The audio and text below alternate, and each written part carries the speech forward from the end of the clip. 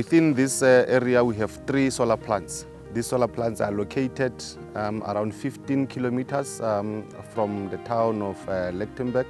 We are dispatching around 300 megawatts. All these plants are managed and constructed by Solar Group.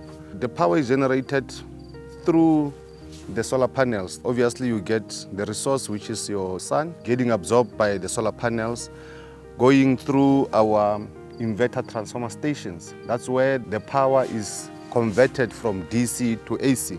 Then from there it goes through underground cables to the substation.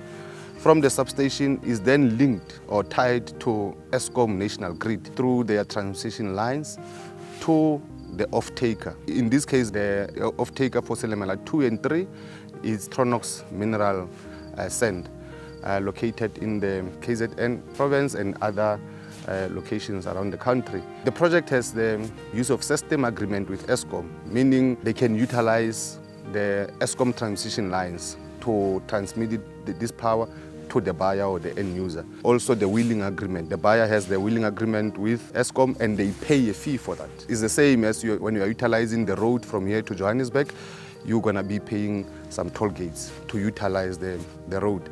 So that's how then the power is transmitted.